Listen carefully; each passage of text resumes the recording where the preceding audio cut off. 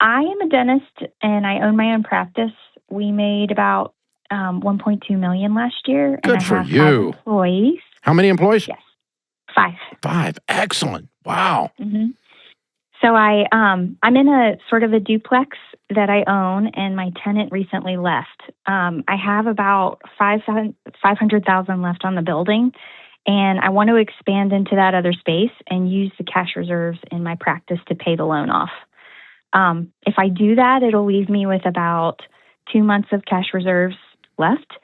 So I'm really want to do that, but I don't know if it's wise or not. Give to me the take that big numbers. of a risk. How much is in the bank right now?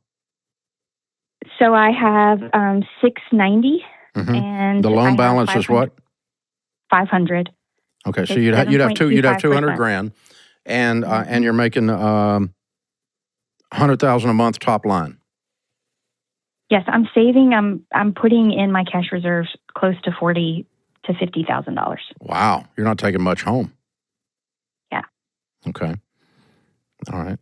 And so we're dealing with 700, and we owe 550 or 590. What was it? 5 what?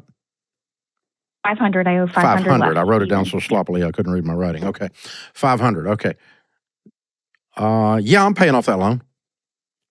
Okay, even with just 2 months left. Yeah, and then Okay. and I'm okay with not expanding the practice until you build it back up a little bit if you want. What's it going to cost to build out the space for you? Because the equipment's expensive as crud, isn't it? It really is, but it turns out it used to be a dental office, so it's already plumbed and ready to go. So I just have I'm to put so some confused. chairs in. You had a dentist next door to a dentist? Who's a specialist? Yes. Oh, okay. Yep, and it's just been an admin building for a long time. So once I found out that there were 3 treatment rooms, it basically doubles the size of my practice. But and then I can have an like associate chairs and all that junk. To equip this, what's it going to cost you to get it up and running? Probably another. I've factored in just regular renovations into the numbers I gave you, and then probably another 50 to finish it out. Okay, I'm sorry. So the 500 is not the loan amount?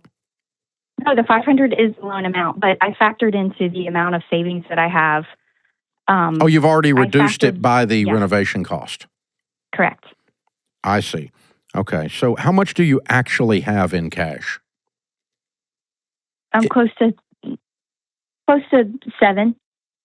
You're going to do the renovations for 10? I thought you told me you had 690.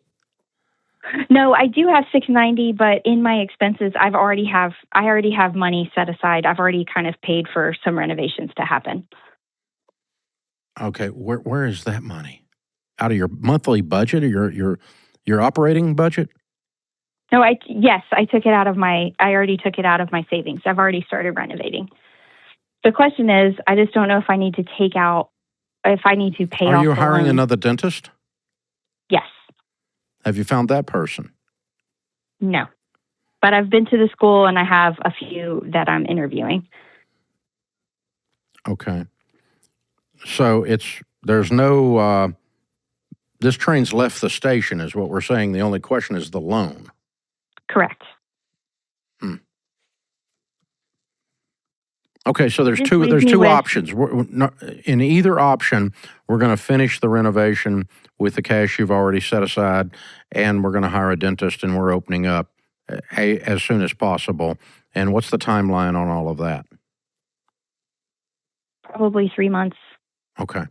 And so probably be making cash flow by the end of the year.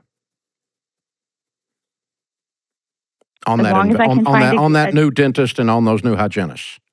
Correct.